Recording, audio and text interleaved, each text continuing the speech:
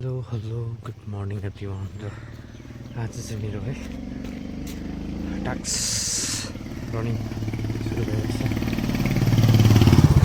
Higher सेकेन्ड्रीदेखि सुरु भएर चाहिँ बोझेघरी लोइङ हुँदै लजी डाँडा र यो तपाईँले देख्नुहुँदैछ है पारिपट्टि।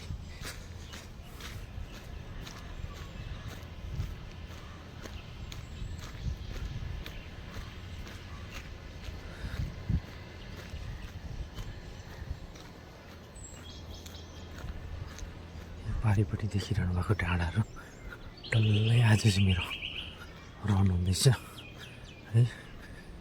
कति किलोमिटर छ भनेर म भन्न सक्दिनँ, निकै लामो छ है।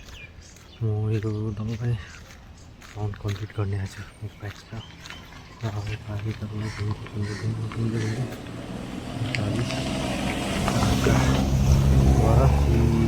है down down down down down हुँदै रेसिथाङ र यसरी नै इक्पाई कलेज र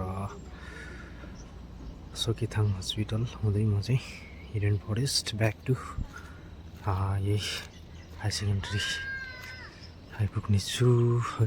आजको टास्क दोहोऱ्याउँदैछ, कम्प्लिट गर्ने मात्रै खान्छ। यो पारि देख्दै डाँडा सबै घुमेर रङका र अहिले भने चाहिँ म है यो लुइङको पारिपट्टि डाँडा पुगिसकेको छु। अघि तपाईँलाई मैले यो पारिपट्टि डाँडाबाट देखाएको थिएँ है, डेभलपमेन्ट हायर सेकेन्ड्रीदेखि र यहाँसम्म आइपुग्दा पनि अन्ली 5 किलोमिटर मात्रै कम्प्लिट हुँदैछ र मेरो टास्क अझै निकै अघि जानु छ। हेर्नुहोस् यो भित्र तपाईँले पारिबाट देख्नुहुँदैछ भिड है। जस्तै अब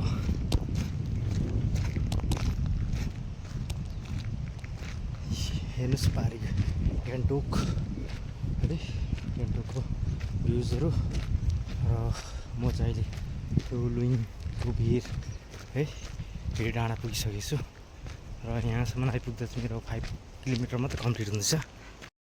जुन चाहिँ ठुलो भिड देख्छ पारिबाट गान्तोकबाट है, गान्तोक डेभलपमेन्टहरूबाट र त्यो भिरमा चाहिँ आइपुग्दाखेरि हायर सेकेन्ड्रीदेखि अन्ली 5 किलोमिटर मात्रै रहेछ र त्यहाँदेखि हेर्दा चाहिँ निकै टाढो जस्तो लाग्दै थियो। त्यस्तै 7-8 किलोमिटर होला, तर 5 किलोमिटर मात्रै रहेछ र है हेर्नुहोस्।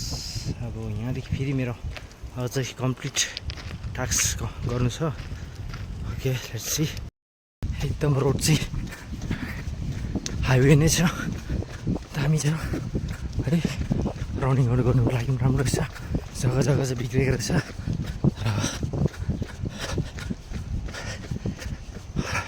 यहाँ चाहिँ अहिले एकदमै शीतल छ कुकरले गर्दाखेरि है। अगाडि बढ्दैछौँ, कस्तो छ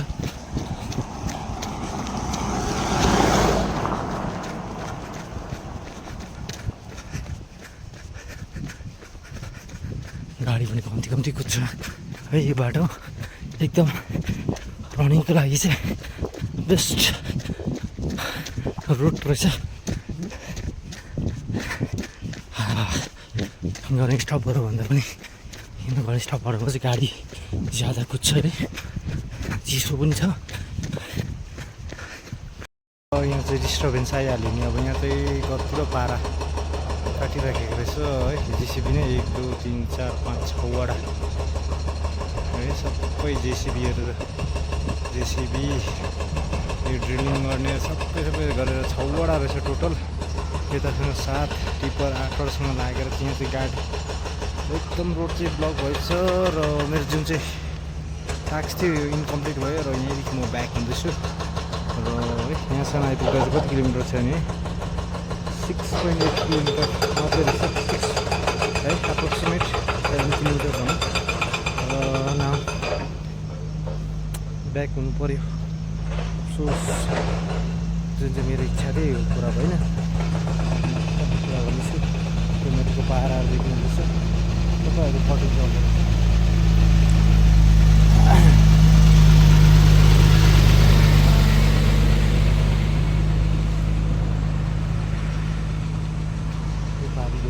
गान्तोक तालुङ है। ओके त गाइस नाउ ब्याक हुनु करै लाग्यो र अब फेरि यो डाँडादेखि त्यो पारीको डाँडा पुग्नुपर्ने छ है। अब त्यस्तै 15 किलोमिटर चाहिँ कुदाइ हुनेछ, आज बेसी कुदाइ नहुनेछ किन भन्दाखेरि बाटो अब्स्टकल आइहाल्यो है। यो पारी पुग्नुपर्ने छ, यो डल्लै घुमेर।